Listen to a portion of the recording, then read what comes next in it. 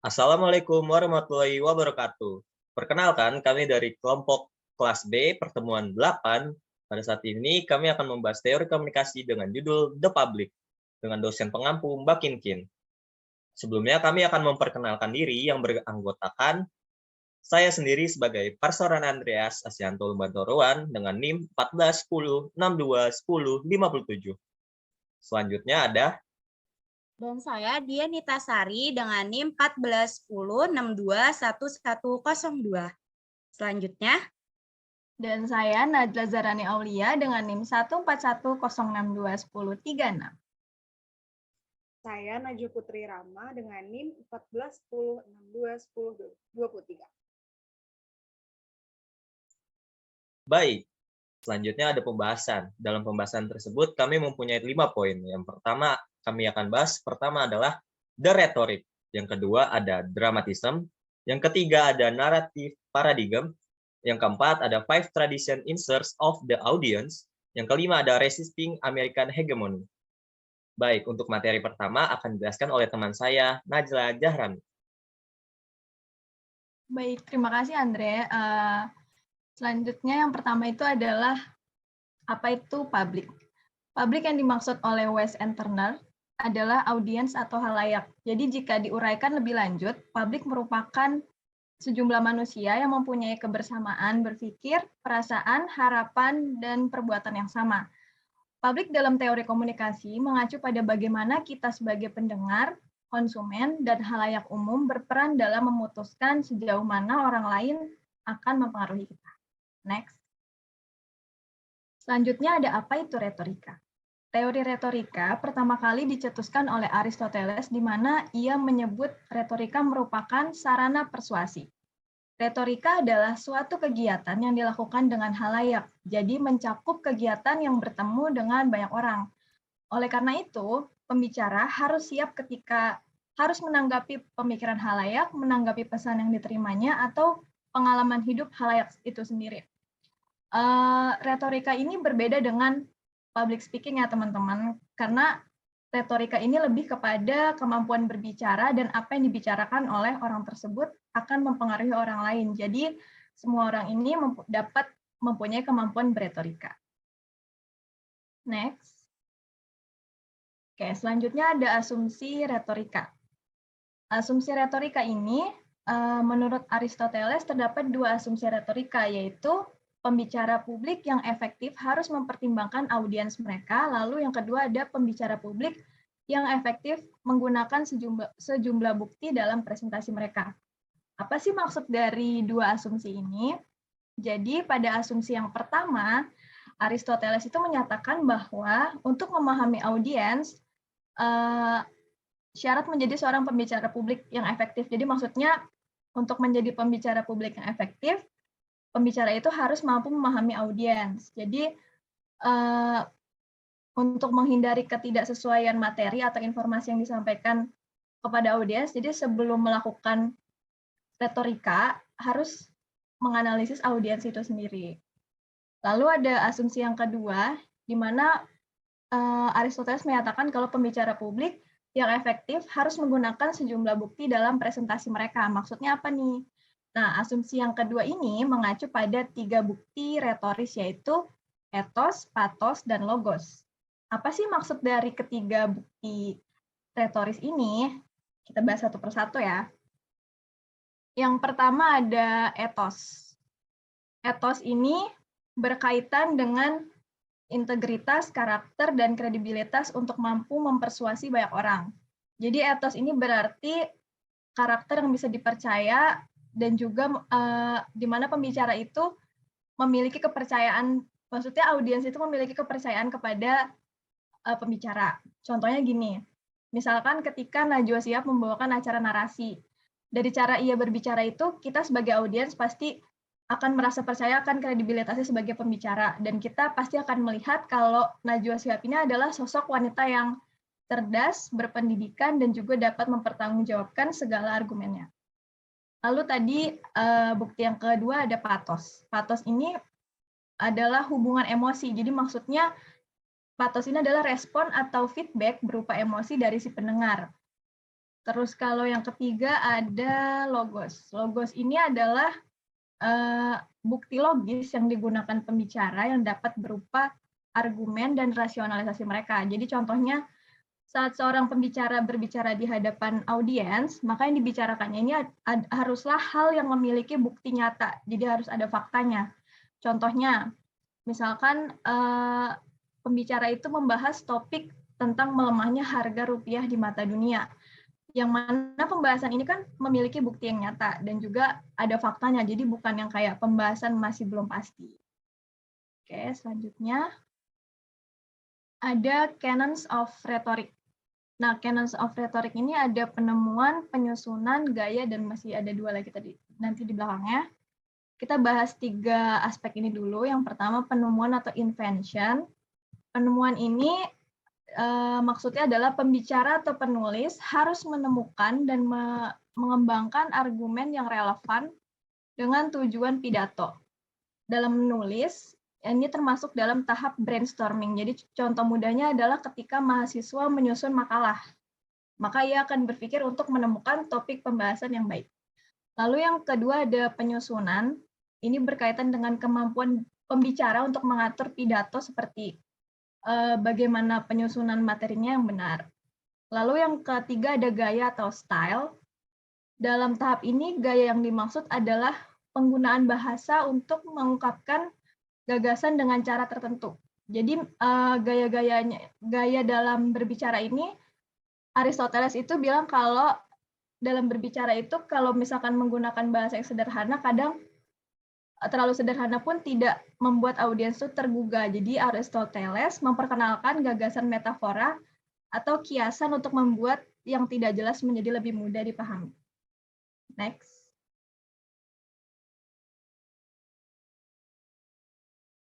Oke, selanjutnya ada penyimpanan atau memori.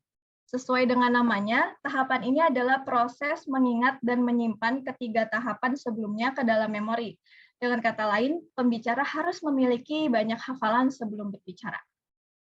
Lalu ada penyampaian atau delivery, di mana penyampaian merupakan proses memberikan informasi atau pesan yang telah disusun dan disimpan di dalam memori kepada audiens.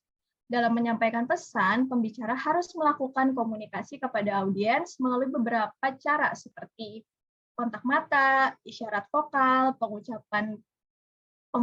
pengucapan dialek, gerakan tubuh, dan juga penampilan fisik.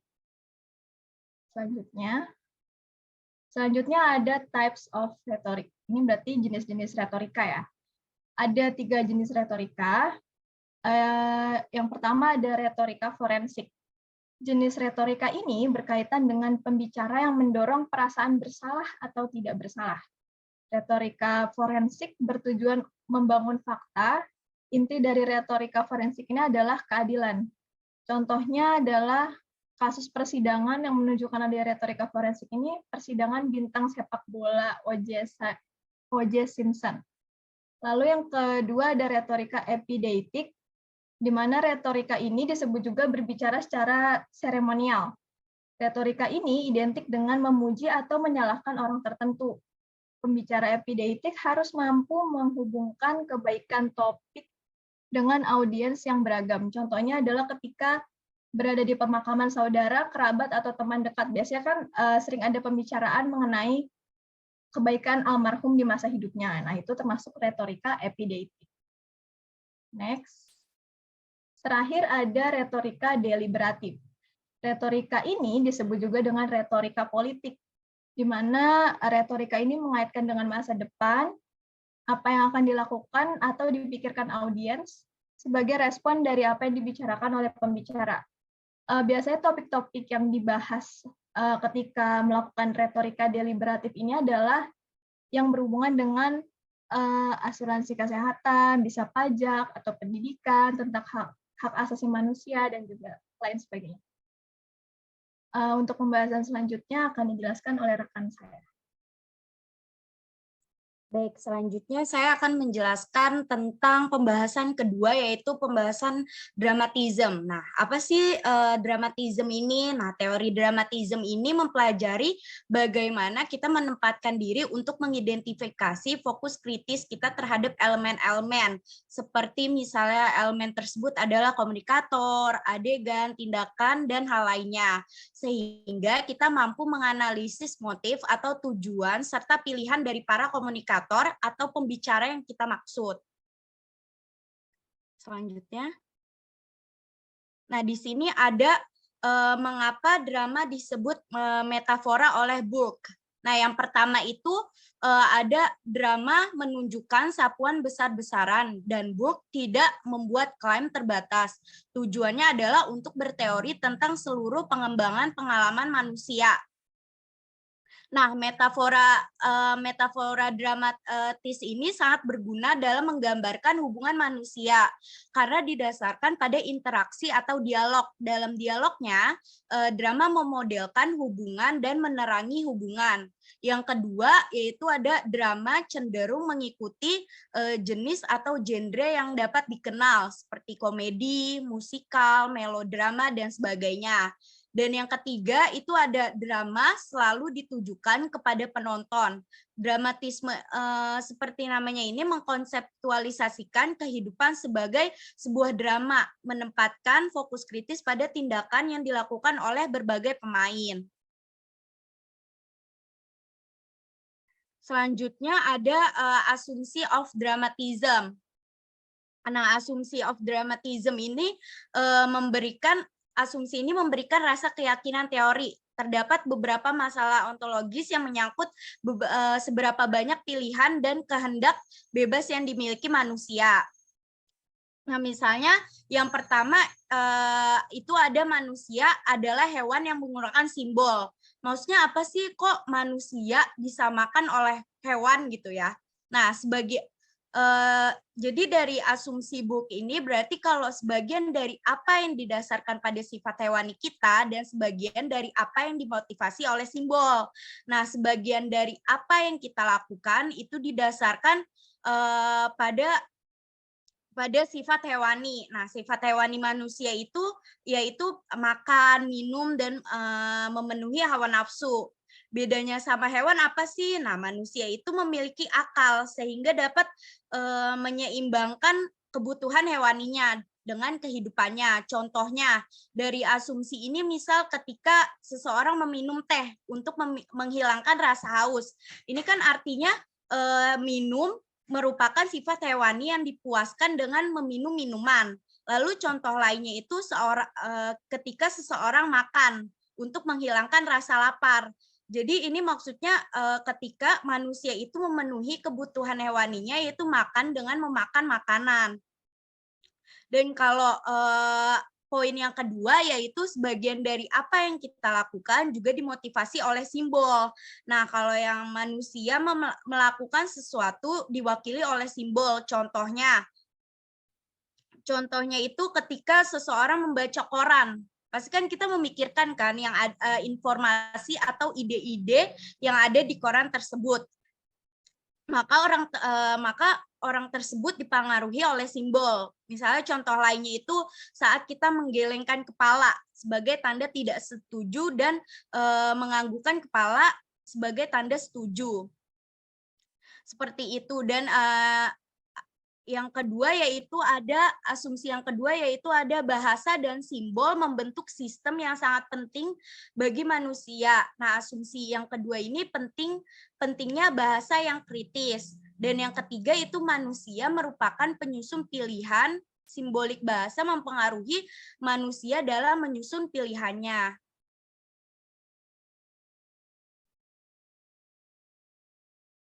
Nah, selanjutnya itu ada dramatism as a new rhetoric. Jadi, Aristoteles ini membawa dramatisme pada persuasi yang didefinisikan sebagai retorika oleh Burke yang mengarah pada metode. Nah, Burke ini bermaksud melengkapi pendekatan tradisional tersebut dengan mencetuskan konsep identifikasi yang nantinya menjadi retorika baru. Jadi retorika lama adalah persuasi atau metode, sedangkan retorika baru adalah identifikasi. Nah, yang pertama itu ada identifikasi dan substansi. Identifikasi ini merupakan kesamaan antara pembicara dan penonton. Burke menggunakan istilah tersebut untuk menggambarkan karakteristik seseorang. Yang intinya itu semakin banyak tumpang tindih antara pembicara dan pendengar, maka semakin bagus tingkat identifikasinya. Sedangkan semakin sedikit tumpang tindih, maka pemisah antara keduanya itu akan semakin besar. Dan yang kedua itu ada proses rasa bersalah dan penebusan. Nah, proses rasa bersalah dan penebusan ini terdiri dari 4 tahapan, yaitu tatanan atau hierarki. Dalam hal ini orang merasa bersalah karena posisinya berada dalam hierarki tertentu. Yang kedua itu ada negativitas. Nah, negativitas ini hal ini terjadi ketika orang melihat tempat mereka dalam tatanan sosial dan berusaha untuk menolaknya. Dan yang ketiga itu ada pengorbanan. Maksudnya itu adalah cara seseorang untuk mensucikan diri dari rasa bersalah tersebut melalui mortifikasi atau menyalahkan diri sendiri ataupun pengorbanan atau mengkambing hitamkan orang lain. Dan tahapan yang terakhir adalah penebusan, yaitu penolakan sesuatu yang tidak bersih dan kembali pada tatanan baru setelah rasa bersalah diampuni sementara. Dan yang ketiga itu ada pentado. Nah, pentado ini adalah metode yang diciptakan Burke dalam menerapkan teori dramatisme menuju kepada pemahaman simbolik. Nah, metode ini juga disebutkan pentado yang mana terdiri dari 5 unsur untuk menganalisis teks simbolik tersebut, seperti untuk menganalisis pidato atau artikel atau berita tertentu. Yang pertama itu ada tindakan atau action. Tindakan atau action ini yaitu menganggap perbuatan itu sebagai apa yang dilakukan oleh seseorang. Dan yang kedua itu ada scene, ada adegan atau scene, yaitu memberikan konteks di sekitar tindakan. Yang ketiga itu ada agen, yaitu orang yang melakukan tindakan.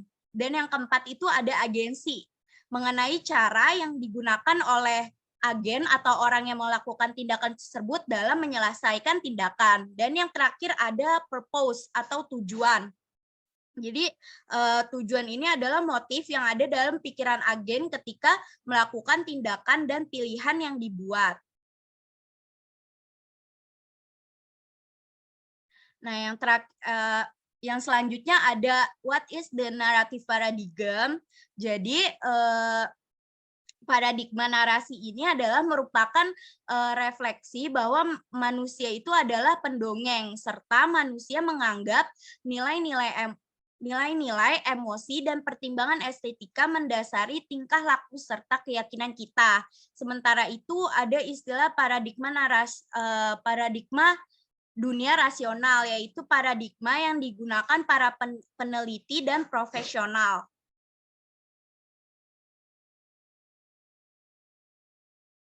Dan ini terdapat perbedaan antara paradigma narasi dan paradigma dunia rasional. Kalau misalnya paradigma narasi itu pada dasarnya manusia merupakan pendongeng, dan kalau misalnya paradigma rasional itu pada dasarnya manusia itu merupakan makhluk yang rasional. Dan paradigma narasi itu nilai pada sebuah cerita pada umumnya didasari oleh alasan yang dianggap baik. Tetapi kalau misalnya paradigma dunia rasional yaitu keputusan yang diambil berdasarkan argumen. Dan yang selanjutnya itu ada alasan tersebut ditentukan oleh sejarah, budaya, biografi, serta karakter. Kalau paradigma dunia rasional itu argumen memiliki kriteria khusus untuk kesehatan dan logika. Dan Perbedaan lainnya yaitu ada rasionalitas ditentukan melalui konsistensi dan kejujuran saat bercerita. Kalau paradigma rasional itu adalah rasionalitas ditentukan oleh kualitas dari pengetahuan serta proses penalaran formal. Dan selanjutnya, itu ada konsep in the narrative approach. Nah, yang pertama itu terdapat beberapa konsep kunci yang membentuk inti dari kerangka teoritis.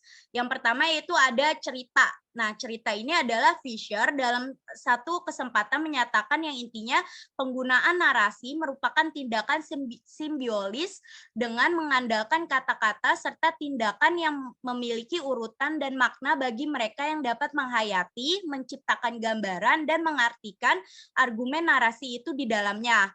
Lebih lanjut, Fisher juga menyatakan bahwa semua komunikasi adalah naratif dan narasi, bukanlah merupakan suatu genre atau cerita yang bertentangan dengan puisi. Akan tetapi lebih kepada suatu metode penyampaian argumen yang dapat menciptakan pengaruh sosial. Dan yang kedua itu ada rasionalitas narasi. Rasionalitas narasi ini diartikan sebagai tingkat kemasukakalan suatu cerita. Hal yang dapat dipertimbangkan yaitu fakta yang terdapat dalam narasi apakah relevan atau tidak, dan argumen yang konsisten secara internal dan apakah penalaran yang digunakan ini sesuai dengan logika formal atau informal. Selanjutnya itu ada 3 jenis koherensi. Nah, koherensi yang pertama itu ada koherensi struktural. Koherensi struktural ini adalah koherensi yang terdapat dalam sebuah narasi yang ceritanya saling berhubungan dan terarah, serta memiliki plot yang jelas dan juga cerita yang disampaikan tidak membingungkan. Yang kedua ada koherensi material. Nah, koherensi material ini berkaitan dengan kemampuan pembicara dalam mengatur pidato, seperti bagaimana penyusunan materi yang benar. Dalam tahap ini isinya mencakup semua argumen dan detail pendukung dan contoh-contoh yang diperlukan untuk membuat suatu poin dalam pendukung tersebut. Dan yang terakhir ada koherensi logis karakter.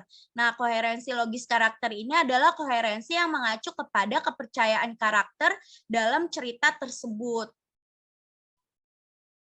Dan selanjutnya akan dijelaskan oleh rekan saya. Oke, selanjutnya ada 5 tradition in search of the audience. Nah, tradisi penelitian berfokus kepada hubungan antara media massa dengan audiens mereka.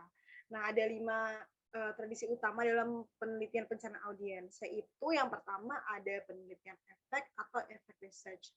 Pada awal komunikasi massa muncul, ada beberapa media baru yang diperkenalkan seperti surat kabar, televisi, radio, atau film. Nah, hal tersebut ini membuat masyarakat takut dan panik karena hal-hal baru yang tidak mereka mengerti. Oleh karena itu, muncullah penelitian efek, di mana media massa pada saat itu setelah beberapa tahun penelitian baru terlihat perkembangan efek dari media massa itu, baik jangka panjang maupun efek jangka pendek. Selanjutnya itu ada penelitian kegunaan dan gratifikasi atau uses and gratification research. Teori uses and gratification pada awalnya dilakukan para peneliti untuk meneliti apakah pendengar radio meneliti apa kepuasan yang diperoleh dari pendengar radio. Sejak saat itu, teori ini bergerak dalam 4 fase. Dan di dalam fase-fase tersebut, teori uses and gratification memanfaatkan perkembangan terbaru dalam psikologi sosial, terutama menggunakan pendekatan nilai atau harapan. Selanjutnya, ada kritik sastra atau literary criticism. Kritik sastra bermula pada saat munculnya komunikasi dengan huruf. Nah, pada saat itu penafsiran beberapa teks itu berbeda antara satu orang dengan orang lainnya. Makanya itu bisa membentuk suatu kelompok masyarakat atau malah sebaliknya menghancurkan kelompok masyarakat tersebut. Dengan demikian, perkembangan ini muncullah pendefinisian ulang dari sastra itu sendiri. Oleh karena itu, setidaknya para pembaca harus mempelajari tradisi sastra sehingga bisa mengerti efek dari komunikasi sastra itu sendiri. Yang keempat, ada cultural study atau studi budaya. Nah, studi budaya ini adalah salah satu penelitian yang berkaitan dengan sosial yang diberikan artikulasi yang khas dalam kajian budaya. Studi budaya juga menggabungkan asumsi tentang sifat-sifat suatu kelompok tertentu dengan asumsi kulturalis tentang otonomi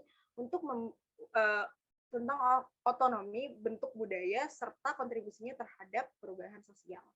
Yang kelima, yang terakhir, ada analisis penerimaan atau reception analysis. Analisis penerimaan dianggap suatu perkembangan yang baru. Analisis penerimaan umumnya berasal dari keterbatasan ilmu sosial yang pada akhirnya menimbulkan pertanyaan tentang valid atau tidaknya sebuah konten sebagai sumber pengetahuan dan efek konten tersebut dalam media massa. Selanjutnya akan dilanjutkan oleh teman saya.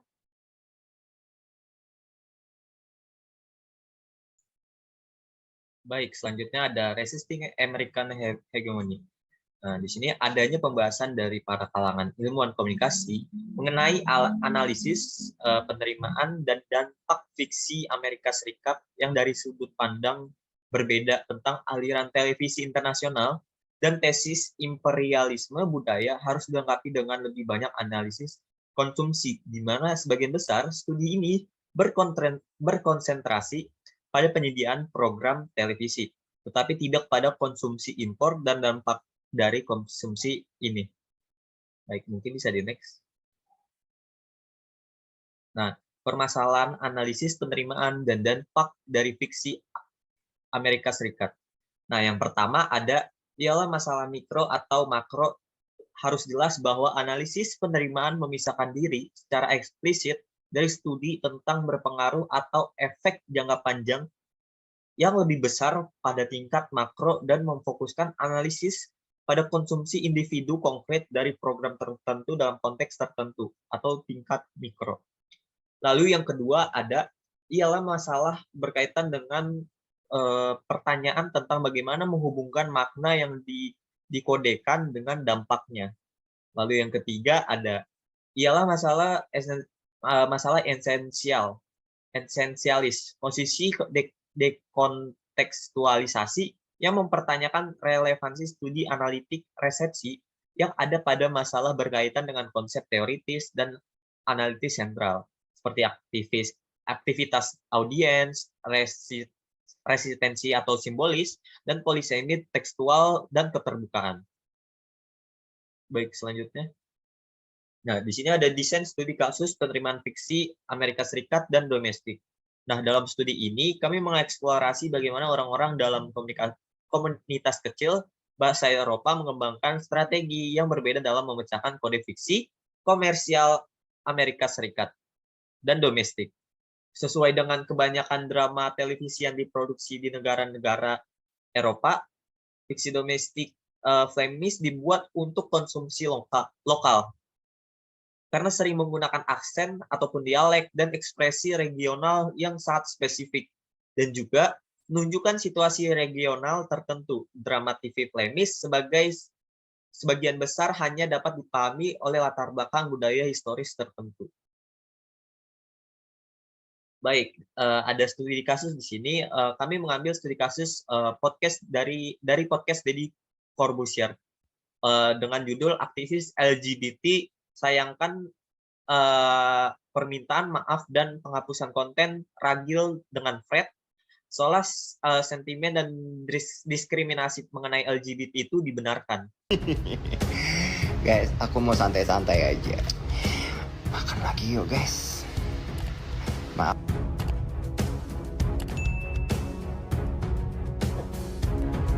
Deddy Corbuzier melakukan takedown atas video wawancara dengan pasangan gay, Rachel Mahardika dan Fredrik Vollet dalam podcastnya. Ragil Mahardika pun bereaksi atas keputusan tersebut. Seperti diketahui, Deddy Corbuzier dikritik sejumlah pihak atas adanya wawancara tersebut. Ragil pun menyerahkan sepenuhnya keputusan menayangkan atau tidak video wawancaranya kepada pihak Deddy. Mau di take down atau enggak ditayangkan, itu urusan pihak podcast. Yang pasti aku senang bisa diundang ke podcast dan bisa sharing ceritaku, tulis Ragil melalui akun Instagramnya @ragilmahardika. Ragil menegaskan dirinya tidak akan ambil pusing jika ada kelompok masyarakat yang menjauhi pelaku LGBT seperti dirinya. Ragil dan jutaan Ragil yang lain akan tetap ada di samping kalian. Kalau kalian mau menjauhi teman, sahabat, keluarga kalian hanya karena berbeda orientasi, itu sih pilihan kalian kok, ujarnya. Menurutnya, perbedaan orientasi seksual seperti yang dia lakukan tidak membuat dirinya jahat, durhaka, dan berbuat kriminal. Berbeda bukan berarti tidak bisa mendapatkan pekerjaan yang layak. Aku akan tetap jadi Ragil yang akan sharing all about hidupku, tulisnya. Sebelumnya, Deddy Corbuzier minta maaf kepada publik dan melakukan take down atas video tersebut. Deddy menegaskan sejak awal tidak pernah mendukung kegiatan LGBT. Dia menyadari video podcastnya itu menimbulkan kegaduhan. Seperti biasa ketika gaduh di sosmed, saya minta maaf, kebetulan masih dalam suasana bulan Syawal. Sejak awal saya bilang tidak mendukung kegiatan LGBT. Saya hanya melihat mereka sebagai manusia, ucapnya. Nah, mengenai detail kasusnya di sini, keputusan Deddy Corbuzier yang meminta maaf setelah menghapus podcast yang menampilkan pasangan homoseksual Ragil Mahardika dengan Frederick Fowler disayangkan oleh sejumlah aktivis LGBT karena di sini dianggap seolah membenarkan sentimen stigma dan diskriminasi tersebut. Nah, video yang berjudul Tutor Jadi Gay di Indo, Kami Happy Loh oleh Ragil dan Fred itu diunggah di channel YouTube Deddy Corbuzier yang mempunyai subscriber dengan total 18,6 juta orang pada Sabtu tanggal 7 bulan 5. Nah, di sini Ragil Mahardika merupakan pria asal Medan yang kini telah menjadi warga negara Jerman. Nah, dia menikah dengan Frederick Fowler pada tahun 2018. Nah, di sini analisis media sosial sekaligus pendiri Drone Emprit, Ismail Fahmi, mengatakan sejak podcast Deddy Corbuzier diunggah, perbincangan terkait permasalahan LGBT ini di Twitter meningkat pesat. Nah, Ismail juga mengatakan ada yang pro, tapi masih kalah masif dibandingkan dengan yang kontra dan menyuarakan penolakan LGBT. Nah, kata Ismail pada informasi BBC News Indonesia. Nah, lalu penolakan itu berujung pada munculnya tagar #unsubscribe podcast Corbuzier, di mana sempat menjadi topik yang cukup populer di Twitter. Di sini menurut Ismail ada minimal 20.000 kicauan menggunakan tagar tersebut. Ismail juga mengatakan bahwa tagar tersebut muncul secara organik. Salah satu pemengaruh dalam wacana yang kontra LGBTQ adalah akun milik Ketua Majelis Ulama Indonesia atau MUI, Khoil Nafis. Nah, perbincangan terkait podcast Deddy Corbuzier ini pun berimplikasi pada meningkatnya sentimen negatif terhadap LGBTQ. Mulai banyak stigma negatif muncul lagi dengan cukup kuat, cukup banyak di netizen itu menganggap ada semacam dana dari asing, internasional, ada upaya supaya ini masuk ke Indonesia, dan ini jadinya menjadi dugaan-dugaan yang jelas diperjelas oleh Bapak Ismail. Kaitan pokok bahasan khusus dengan kasus yang diangkat, seperti yang sudah dibahas sebelumnya, bahwa publik yang dimaksud oleh West dan Turner adalah audiens atau khalayak. Sebagai audiens, kita pasti terlibat di ruang publik, di mana kita berpartisipasi dalam berbagai hal, seperti keterlibatan percakapan, menjadi anggota suatu organisasi, dan mengkonsumsi media. Lalu apa relevansinya publik dengan kasus podcast Deddy Corbuzier dan dengan Ragil dan Fred, pasangan homoseksual, yang menimbulkan pro dan kontra di masyarakat? Selanjutnya akan dijelaskan oleh teman saya.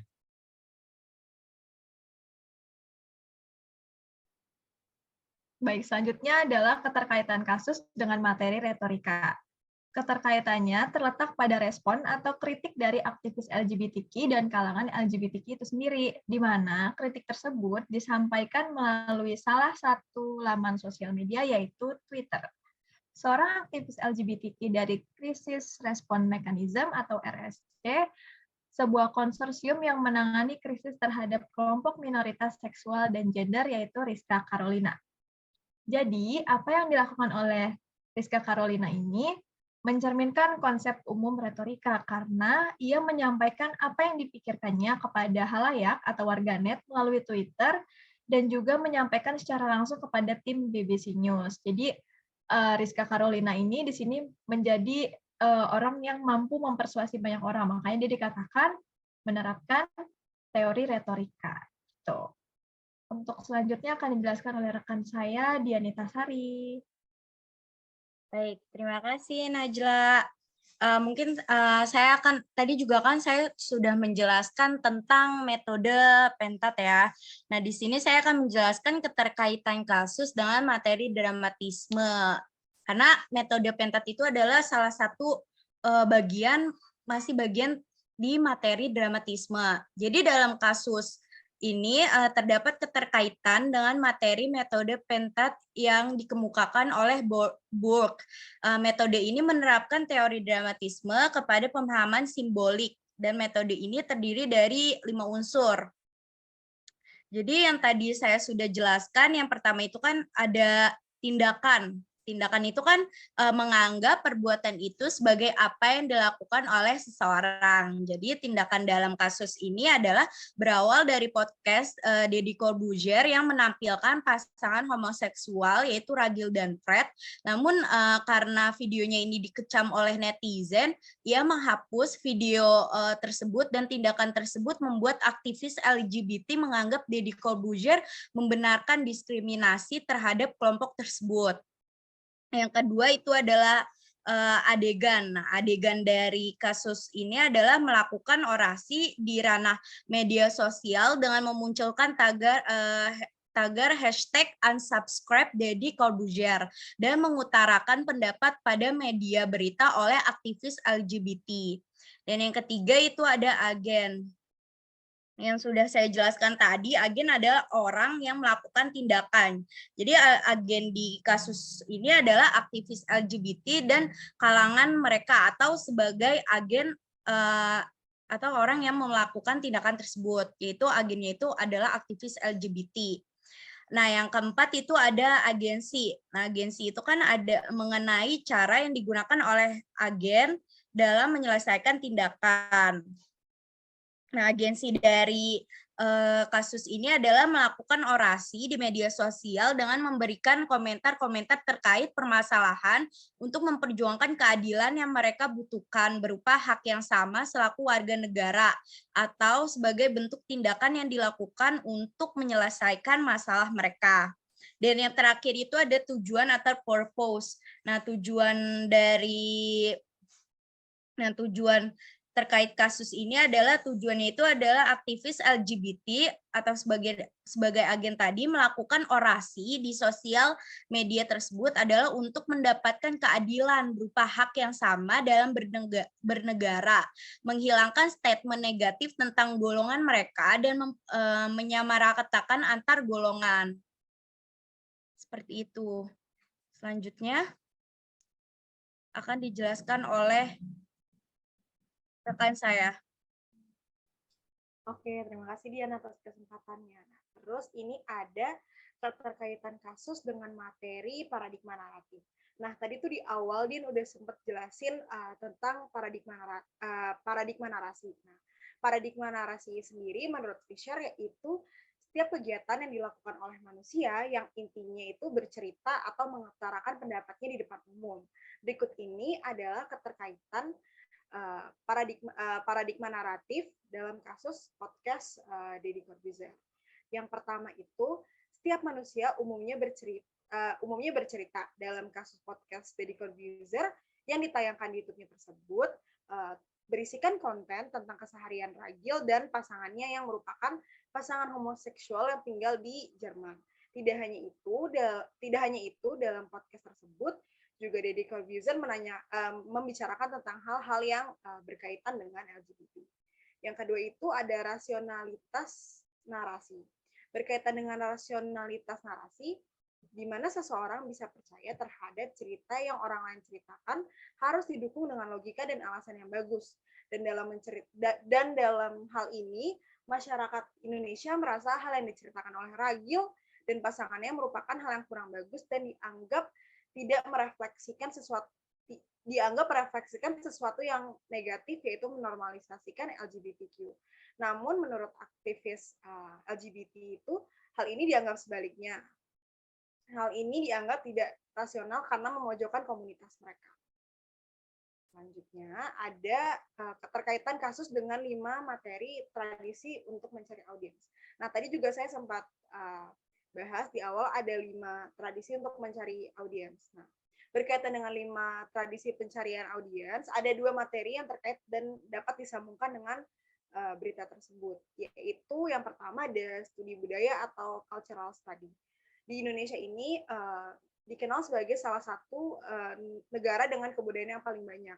Dan hal ini berbanding lurus dengan norma-norma yang berlaku di masyarakat, di mana kita sebagai warga negara Indonesia mengetahui bahwa LGBT itu tidak sesuai dengan Pancasila dan norma agama. Agama yang dimaksud ini tuh bukan salah satu agama aja, tapi semua agama juga diajarnya tidak ada yang mendukung hubungan sesama jenis, serta komunitas LGBT dianggap sebagai salah satu dampak negatif yang ditimbulkan oleh budaya liberal yang tidak sesuai dengan budaya-budaya serta norma-norma di Indonesia.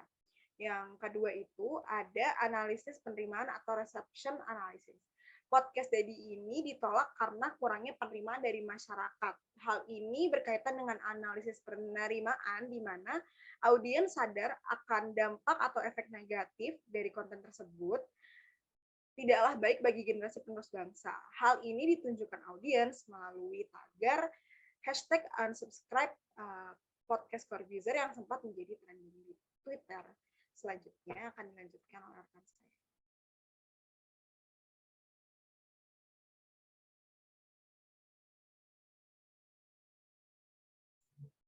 Baik, selanjutnya ada keterkaitan kasus dengan materi menentang hegemoni Amerika.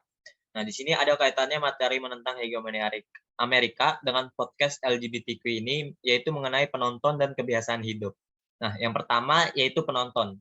Nah, penonton di sini banyak orang yang penasaran dan tertarik pada pembahasan mengenai LGBT. Karena di Indonesia tidak ada orang yang mau secara terang-terangan mengakui bahwa mereka adalah LGBT. Nah, maka dari itu, hal ini menjadi perhatian dari banyak mata yang merasa hal ini tidak layak ditampilkan. Pasalnya, Ragil tinggal di Jerman yang membuat dia tidak terikat dengan peraturan larangan LGBT.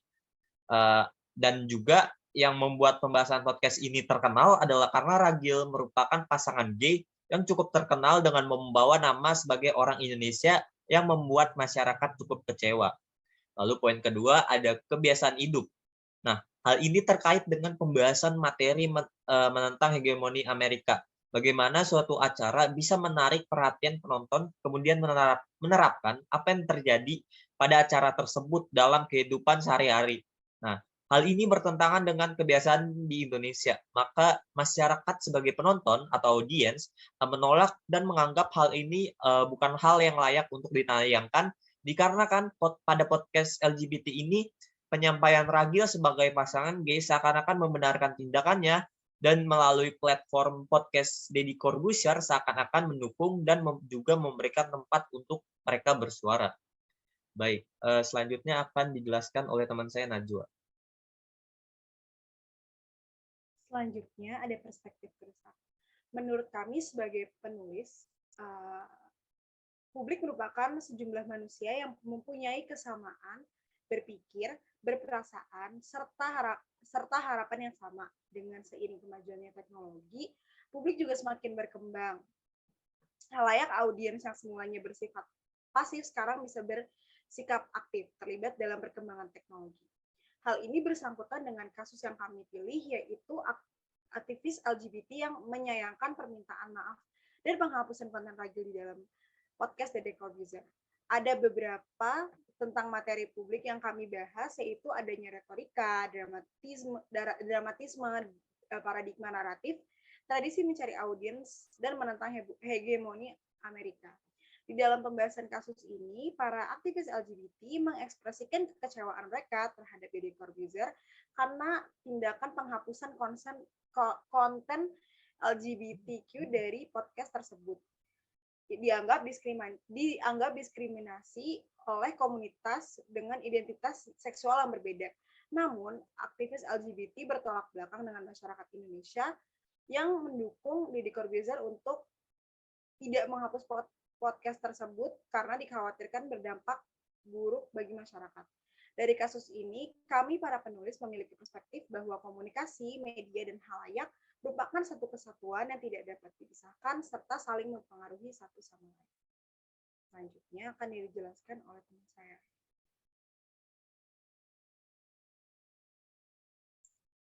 Baik, selanjutnya ada kesimpulan. Nah, di sini kesimpulan yang dapat diambil dari rangkuman pembahasan ini adalah mengenai komunikasi massa modern yang ada keterkaitannya dengan televisi sebagai salah satu ruang publik untuk menyampaikan dan juga berkomunikasi satu sama lain.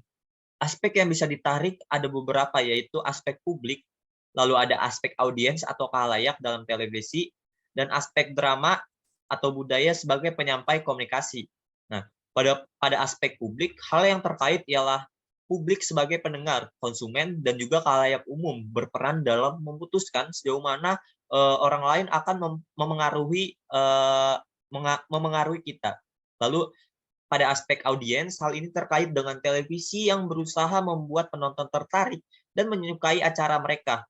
Hal ini berhubungan dengan aspek drama karena cara sebuah televisi menarik audiens dengan membuat drama yang menarik, lalu memberikan unsur budaya agar audiens semakin penasaran dan tertarik.